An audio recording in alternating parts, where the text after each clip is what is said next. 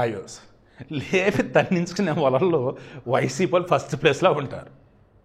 Already మొన్నటి వరకు YCP అధికారులు ఉన్నప్పుడు కూడా ప్రజల వద్దకు వెళ్ళున్నారు వాళ్ళు. అదేమంటే మంచి ప్రభుత్వమా, ఏదో జగన్ మరలా రావాలి సమ్మేదో అండి, అది చూస్తే నాకే కంపరం ముట్టింది. ఆ స్టిక్కర్లు అంటిస్తున్నప్పుడు చాలామంది చిరాకు పడ్డారు. కరెంటు ఛార్జీలు పెంచారు, చెత్త పనులు వేస్తున్నారు, రోడ్లు దరిద్రంగా ఉన్నాయి, బ్రిడ్జిలు లేవు, ఏమి లేవు. ఇంకెందుకురా బాబు మరలా జగన్ అని చెప్పేసి మేమెందుకు అనుకుంటాం, తీరా స్టిక్కర్ అని చెప్పి తీపిచ్చారు. ఇక ఎమ్మెల్యేలు మీతో కనుక ఇళ్ళ ముందుకు వెళ్తే తిట్టకుండా తిట్టేశారు. సెక్యూరిటీ ఉందని కూడా చూడాల, తిట్టేశారు. అదే సమయంలో వీళ్ళు మరలా వచ్చి డబ్బా కొట్టుకున్నారు, మాకు ఆదరణ వచ్చింది, మరలా మేమే రాబోతున్నాం అద్దనిదని.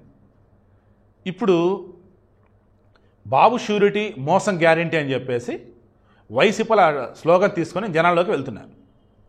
అలా ఉత్తరాంధ్రలో పార్వతీపురం జిల్లా, I think Parvathipuram ex-MLA Joga Rao అనుకుంటా, వెనకాల కనిపిస్తున్న పర్సన్ అతనే వెళ్ళాడు. ఏమ్మా నీకు ఇల్లు రాదంటనే మేము శాంక్షన్ చేసామమ్మా, చంద్రబాబేనమ్మా ఇవ్వకుండా ఆపాడు. చచ్చా బాబు అంటేనే మోసం అంటే ఆపు, మీ హయాంలోనే ఇంటి కోసం తిరిగా ఇస్తున్నాం అన్నారు, ఇవ్వాల. అదేమంటే మనిషిని పంపించాం, ఇవ్వాల. మీ హయాంలో మీరు ఇల్లు ఇవ్వాల. నేను చూస్తున్నా, అడిగి ఉన్నా, నాకు ఇల్లు రాకపోతే ఇప్పుడు చంద్రబాబు కారణం అంటారేంటి?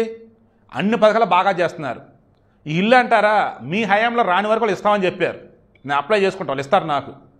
నువ్వు మోసం చేసి ఈరోజు వచ్చేసి బాబు షూరిటీ మోసం గ్యారెంటీ అంటావేంటి నువ్వు అని అంటే సౌండ్ లేదు, ఇంకా నిలిపాడు అతను. నీదే చెప్పేదండి, జనాలు పిచ్చోళ్ళు అనుకుంటూ, జనాలు ఎర్రిపప్పలు అనుకుంటూ ఈ వైసీపీలు ఆడే నాటకాలు మామూలుగా ఉండవు. ఎందుకంటే అది పెద్ద ఎర్రిపప్పలు ఆలు కాబట్టి. అందుకే జగన్ ఏది చెప్తే చేసుకుంటా పోతారు వాళ్ళు. తప్ప ఒప్పని ఆలోచించరు అనమాట, అది చేయాలా వద్దుకుండా ఆలోచించరు అనమాట. జగన్ చెప్పాడే చెయ్యాలి. బానిసలు, గొర్రెలు ఆ వైసీపీలో ఉన్నోళ్ళు ఇంకా జై జగన్ అనేవాళ్ళు. అవునా కాదా మీ మనస్సాక్షిని అడగండి.